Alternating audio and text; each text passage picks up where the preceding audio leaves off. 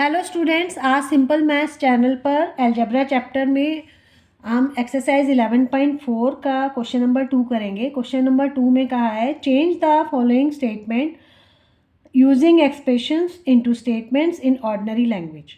आपको स्टेटमेंट्स दी हुई हैं जिसमें एक्सप्रेशन का यूज़ हुआ है, आपको स्टेटमेंट ऑर्डिनरी लैंग्वेज में लिखनी है आपको। तो एग्जाम्पल देके आपको समझाया भी है इसमें, उसकी हेल्प लेके आप बाकी के क्वेश्चन सॉल्व करेंगे। तो देखिए एग्जाम्पल में दिया है Salim score r runs in a cricket match. Salim एक क्रिकेट मैच में आर नंबर ऑफ रन्स बनाता है, मतलब वेरिएबल फॉर्म में दिया है। And Nalin score r plus 15। तो हम ऑर्डिनरी लैंग्वेज में ऐसे नहीं बोलते हैं, तो उसको हम स्टेटमेंट को इसको ऑर्डिनरी लैंग्वेज में कैसे बोलेंगे? Nalin score 15 runs more than Salim. Nalin Salim से 15 रन ज़्यादा बनाता है, 15 रन्स। तो इस चलिए आगे के हम इसके जो पार्ट्स दिए हुए हैं क्वेश्चन के वो सॉल्व करते हैं, उसको स्टेटमेंट में चेंज करते हैं सिंपल लैंग्वेज में। A notebook cost rupees P. जो नोटबुक है उसकी कॉस्ट दी हुई है आपको, नोटबुक की कॉस्ट दी हुई है आपको ₹P, ठीक है। और a book cost 3p, ₹3p। Book की कॉस्ट कितनी दी हुई है? 3p। 3p का मतलब क्या है? 3 times p, 3 multiplied by p, ठीक है ना। और p किसकी कॉस्ट है? p कॉस्ट है नोटबुक की। इसका मतलब ये हुआ कि बुक की कॉस्ट नोटबुक की कॉस्ट से 3 गुना है, 3 टाइम्स है। 3 टाइम्स का मतलब होता है 3 गुना। कि अगर नोटबुक की कॉस्ट ₹10 है तो बुक की कॉस्ट कितनी होगी? 3 × 10 30। इसी को हमको ऑर्डिनरी लैंग्वेज में स्टेटमेंट फॉर्म में लिखना है। तो क्या लिखेंगे? The cost of book is 3 times the cost of a notebook. यही तो इसमें समझ में आया हमें स्टेटमेंट की कॉस्ट। अगर नोटबुक की p है तो उसकी 3p है। तो इसको ही हमने देख के एक सिंपल फॉर्म में, सिंपल लैंग्वेज में, ऑर्डिनरी लैंग्वेज में स्टेटमेंट बना दिया। चलिए बी पार्ट करते हैं। Tony puts Q marbles on the table. Tony ने टेबल पर क्यू मार्बल्स रखे हैं, क्यू नंबर ऑफ मार्बल्स रखे हैं। और उसने एक बॉक्स भी है उसके पास, उसके अंदर उसने 8 क्यू मार्बल्स रखे हैं। 8 क्यू का मतलब क्या हुआ? 8 मल्टीप्लाइड बाय क्यू। और क्यू क्या है? Q is the marbles on the table. ये टेबल है, ये बॉक्स है। तो इसका मतलब बॉक्स में टेबल से 8 गुना ज़्यादा मार्बल्स हैं। टोनी ने बॉक्स के अंदर नंबर ऑफ मार्बल्स 8 गुना ज़्यादा रखे हैं। तो इसको स्टेटमेंट फॉर्म में कैसे लिखेंगे? Number of marbles in the box is 8 times the marbles on the table। मतलब बॉक्स में जितने टेबल पे बॉक्स हैं उसके 8 गुना मार्बल बॉक्स के अंदर हैं। टेबल पे है अगर 10 मार्बल हैं तो बॉक्स में कितने होंगे? 8 से मल्टीप्लाई करके 80, ठीक है ना। यही बोल लिखना था हमें, ऑर्डिनरी लैंग्वेज में हमने स्टेटमेंट बना दिया। नेक्स्ट है आपका our class has n students.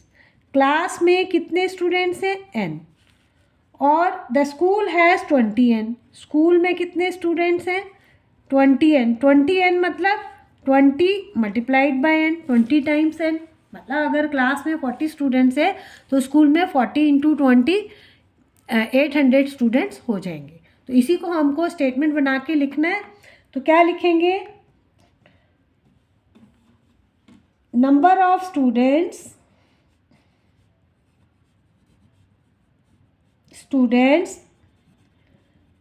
in the school is 20 times that of our class, ठीक है। तो आप इस तरह कंपेयर करके और लिख के स्टेटमेंट इजीली बना सकते हो। नेक्स्ट हम करते हैं इसका डी पार्ट। डी पार्ट में है Jaggu is a Z year old है जग्गू, Z, और उसके जो अंकल हैं उनकी भी एज दी हुई है, अंकल 4Z का मतलब Z ईयर्स और ये 4Z ईयर्स, 4Z मतलब 4 इंटू Z, और Z ईयर किसकी एज है, जग्गू की, तो मतलब अंकल 4 टाइम्स हो गए, 4 गुना उनकी एज हो गई। अगर जग्गू 10 ईयर्स का है तो अंकल 40 ईयर्स के हो गए। और आंट की भी दी हुई है इन्होंने, and his aunt is 4Z minus 3, aunt की एज कितनी दी हुई है, 4Z माइनस 3 ईयर्स। इसका मतलब 4Z किसकी एज है, उसके अंकल की एज है, और -3 हो रहा है मतलब कम हो रही है, यंगर है, इसका मतलब वो और कितनी यंगर है, 3 ईयर्स। तो इसी को हम स्टेटमेंट फॉर्म में लिखेंगे,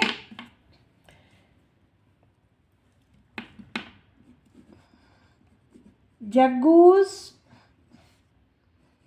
अंकल इज 4 टाइम्स ओल्डर, बड़े हैं ना वो, तो ओल्डर आ जाएगा, देन किससे बड़े हैं, जग्गू से,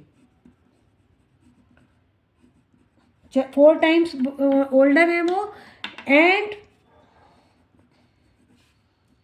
जग्गू's आंट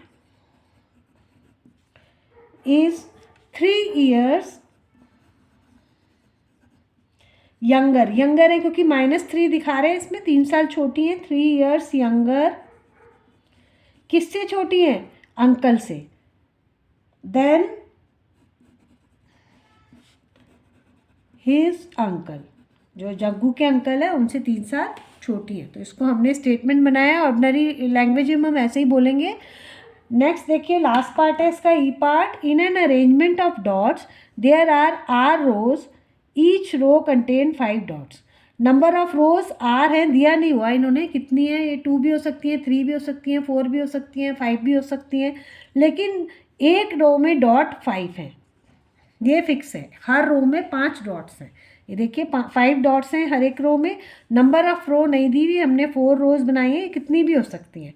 तो अगर आपको total number of rose dots निकालने हैं तो क्या करेंगे, इन दोनों को मल्टीप्लाई कर देंगे, नंबर ऑफ रोज को जो डॉट्स इन 1 रो से मल्टीप्लाई कर देंगे तो आपके टोटल नंबर ऑफ डॉट्स आ जाएंगे।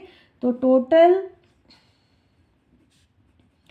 नंबर ऑफ डॉट्स क्या हो जाएंगे, 5 मल्टीप्लाइड बाय आर। तो इसको स्टेटमेंट फॉर्म में कैसे लिखेंगे, the total number of dots is 5 times the number of rows।